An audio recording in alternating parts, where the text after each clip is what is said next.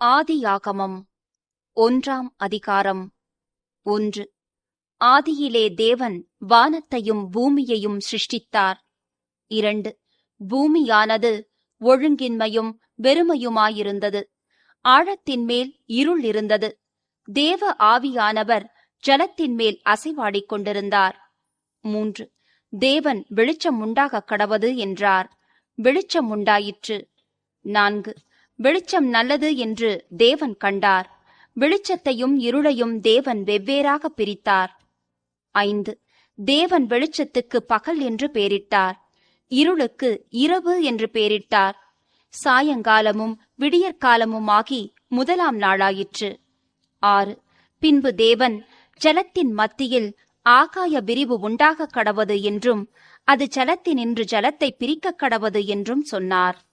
7. தேவன் ஆகாய விரிவை உண்டு பண்ணி ஆகாய விரிவுக்கு கீழே இருக்கிற ஜலத்திற்கும் ஆகாய விரிவுக்கு மேலே இருக்கிற ஜலத்திற்கும் பிரிவுண்டாக்கினார். அது அப்படியே ஆயிற்று. 8. தேவன் ஆகாய விரிவுக்கு வானம் என்று பெயரிட்டார். சாயங்காலமும் விடியற்காலமுமாகி 2ஆம் நாளாயிற்று. 9. பின்பு தேவன் வானத்தின் கீழே இருக்கிற ஜலம் ஓரிடத்தில் சேரவும் வெட்டாந்தரை காணப்படவும் கடவது என்றார். அது அப்படியே ஆயிற்று. 10. தேவன் வெட்டாந்தரைக்கு பூமி என்றும் சேர்ந்த ஜலத்திற்கு சமுத்திரம் என்றும் பெயரிட்டார். தேவன் அது நல்லது என்று கண்டார். 11.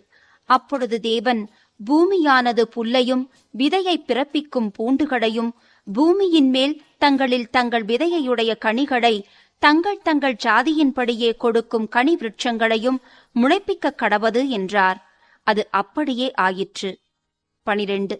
பூமியானது புல்லையும் தங்கள் தங்கள் ஜாதியின்படியே விதையை பிறப்பிக்கும் பூண்டுகளையும் தங்கள் தங்கள் ஜாதியின்படியே தங்களில் தங்கள் விதையுடைய கனிகளை கொடுக்கும் விருட்சங்களையும் முளைப்பித்தது. தேவன் அது நல்லது என்று கண்டார். 13. சாயங்காலமும் விடியற்காலமுமாகி 3ஆம் நாளாயிற்று. 14.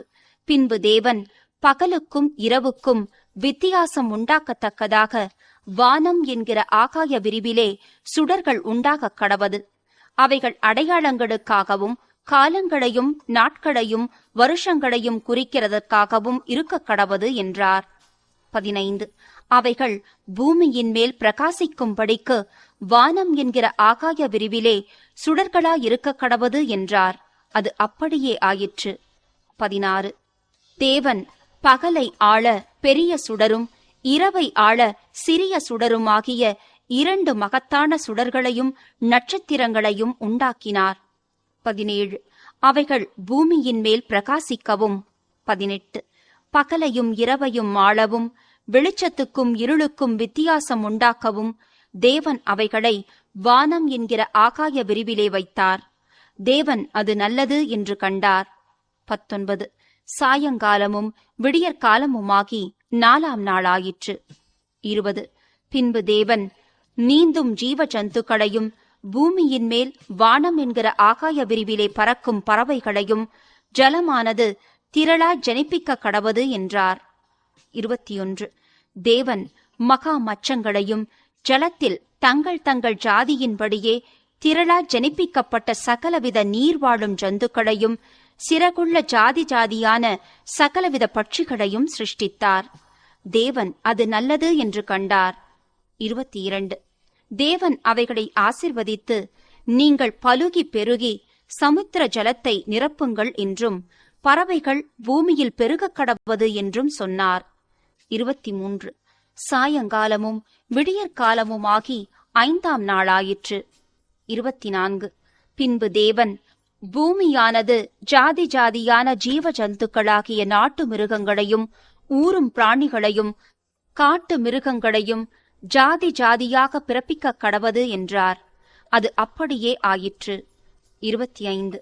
தேவன் பூமியிலுள்ள ஜாதி ஜாதியான காட்டு மிருகங்களையும் ஜாதி ஜாதியான நாட்டு மிருகங்களையும் பூமியில் ஊரும் பிராணிகள் எல்லாவற்றையும் உண்டாக்கினார். தேவன் அது நல்லது என்று கண்டார். 26. பின்பு தேவன் நமது சாயலாகவும் நமது ரூபத்தின்படியேயும் மனுஷனை உண்டாக்குவோமாக, அவர்கள் சமுத்திரத்தின் மச்சங்களையும் ஆகாயத்து பறவைகளையும் மிருக ஜீவன்களையும் பூமி அனைத்தையும் பூமியின் மேல் ஊறும் சகல பிராணிகளையும் ஆளக்கடவர்கள் என்றார். 27.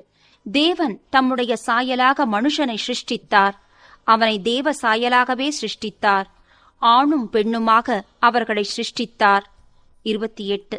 பின்பு தேவன் அவர்களை நோக்கி, நீங்கள் பலுகி பெருகி பூமியை நிரப்பி அதை கீழ்ப்படுத்தி சமுத்திரத்தின் மச்சங்களையும் ஆகாயத்து பறவைகளையும் பூமியின் மேல் நடமாடுகிற சகல ஜீவ ஜந்துக்களையும் ஆண்டு கொள்ளுங்கள் என்று சொல்லி தேவன் அவர்களை ஆசிர்வதித்தார்.